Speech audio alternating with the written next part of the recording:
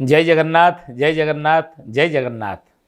आज आषाढ़ शुक्ल द्वितीया तिथि पवित्र घोष यात्रा, नवदिनात्मक यात्रा, आड़प मंडप यात्रा, दशावतार यात्रा एभली भाव विदित ही अच्छा। कारण ये जो रथयात्रा को आम देखुची ये रथयात्रा उपर स्वयं जगन्नाथ महाप्रभु कहिचंती जे गुंडीचा नामेण यात्रा परम पावनी, रथ यात्रा नामे ख्यात हेब जे अवनी। स्वयं महाप्रभु कहते हे इंद्रदमन गुंडीचा नाम यात्रा ये परम पावन। कारण ब्रह्मा जितेबाला कही हे मणिमा मंदिर प्रतिष्ठा करने मु स्वयं ब्रह्मलोक त्याग करी आपण निकट को आसिली। वर्तमान मो कार्य संपन्न हो गला। मंदिर प्रतिष्ठा एवं विग्रह प्रतिष्ठा मु आपणकर कली।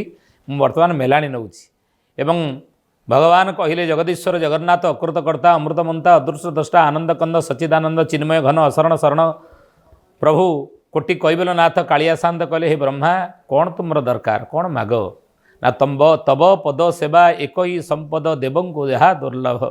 आपणकर दर्शन प्रभु करने आसुथी मत केतबेले आसबि आपण को एकांतर मु दर्शन करी ना। हे ब्रह्मा मोर 12 मासरे 13 जात 12टी यात्रा 27टी उपयात्रा 108 पर्वपर्वाणी ये श्रीक्षेत्र में पालन करा जीवो एवं 12टी यात्रा रे तुम वर्ष को 12 थर आसो 365 12 थर आसी मत दर्शन करिवो ना को दिन ना मंचा स्नान रथवर गति शयन चायन द्वयं पार्श्ववृत्ति शयन निवृत्ति पार्वण पुष्य पूजा दोल केली दमनक चाबी मोहताक्ष पूर्ण तृतीया येषां यात्रा भुवन वंदितां द्वादशी नरेन्द्र।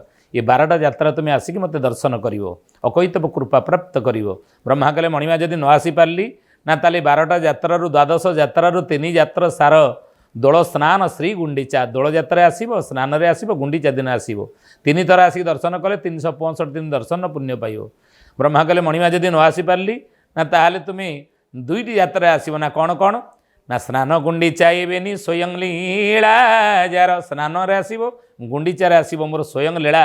मु सबुबले मंदिर बाहर को जाए ना रत्न सिंहासन त्याग कर किंतु ये 2टी यात्रा रे मु स्वयं मो निज कलेबर धरिकी मु बाहर को बाहरी ये 2टी यात्रा आसी मत दर्शन कले 365 दिन दर्शन पुण्य हे ब्रह्मा तुम्हें प्राप्त करिवो ना। मणिमा जदि 2 थर न आसी पारली ना वर्ष को थरुटी आसीबो 365 दिन थरे ना कौ दिन ना गुंडीचा नामेण यात्रा परम पावनी, रथ यात्रा नामे ख्यात हेब जे अवनी। गुंडीचा यात्रा आसियो मो दर्शन कले तुम्हें कोटि जन्मर पुण्यफल पाइब अर्थात तुम्हें 365 दर्शन पुण्यफल पाइब। तो से स्वयं जितेबाला जगन्नाथ महाप्रभु कहते ये द्वादश यात्रा भितर तांकर ये गुंडीचा यात्राटी होची श्रेष्ठ एवं भुवन वंदित। तेणु से गुंडीचा यात्रा होची सारा विश्ववासी से भक्त मानक होची श्रेष्ठ।